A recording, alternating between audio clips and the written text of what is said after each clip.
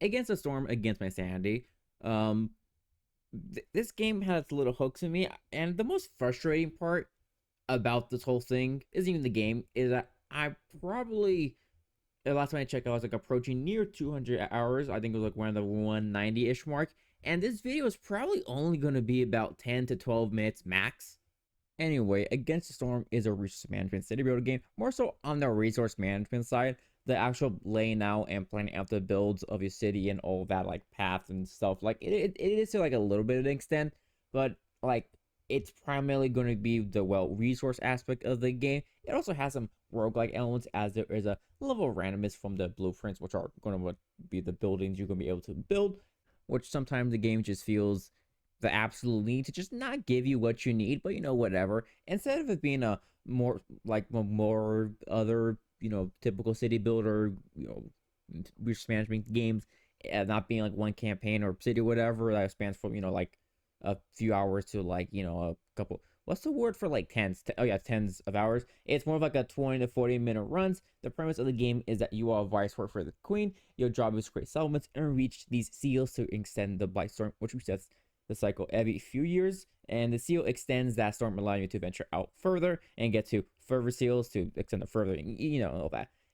Just to get your idea, this is how big the map is. I've only really gone about like this far, and I, spent quite a bit of time. I mean, it could be more due so to my own inability to learn from my mistakes, but whatever. Besides the seals, which have the win condition of gaining 14 reputation, all of this changes with difficulty. And mind you, so beyond like the normal difficulties, like the hard difficulty is, which is Viceroy, I think there's like 5 or 6 base difficulties. There's 20 different levels of prestige, which each one adding a new like modifier on top of that, of the just additional difficulty, like villagers might eat more food, or buildings might cost more to make, and like everything just specifically because some parts, well, actually the car parts are like harder to get, the story might be longer, and it's also additional things that can happen as well. And mind you, as long as I played the game, I can only handle about 6. Well, there's 20 different levels, so yeah, if you're someone who really likes that, really likes to push yourself, that is definitely something you could do in this game. And if you're a masochist, I'm not that much of a masochist, but yeah, you have that option. Anyway, you gain reputation through 2 main ways. Like the easiest way, I guess, or at least probably the most somewhat consistent, is resolve, which is gained from fulfilling villagers' needs and some buildings, although mostly through needs. This need is be like a certain threshold to be in the blue generating reputation giving part. Mind you, this can also go into the negative and cause villagers to leave, gaining impatience, which is also the thing that will make you lose. And like, I mean, I guess the lose con, like a wipe, I don't know, because usually I think of win con, like I guess it is like the wipe mechanic. Be gained from the aforementioned villagers leaving or dying, as well as some glade events, which are these things in these graded areas, which once you cut into them, they will have some sort of random thing going on there. And typically the punishment for leaving them up too long is in the patience point, along with something else, although sometimes it won't be a patience point and it'll just be like a negative effect, or just the patience point by itself. It varies. Glade events are also other way to get reputation, as most of them offer reputation as one of the reward choices for completing them.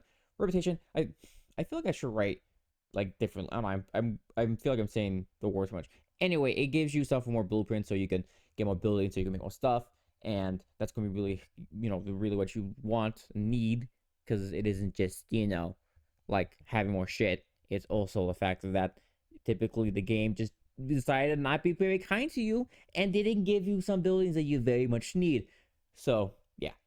As a patient gets higher, it also increases hostility, and hostility, each rank of it will lower global resolve, which, as I said before, is pretty bad. Hostility is also gained from opening glades, and many other effects, not only from the glade itself, will increase hostility as well. You can lower hostility through a few different ways, one of them being the temple, which even if you don't have the resources for the services the building provides, you can still use its passive, which is by far the best in the game, or at least the most consistent, since you're always going to be sacrificing stuff in the hearth at some point. And you could technically avoid opening glades by getting really lucky with your starting area, but for the most part, that's gonna be like pretty rare. You're gonna usually need more resources and reputation to actually complete the area. Reputation is actually the only way to lower hostility. Well, I'm impatience, but potato potato.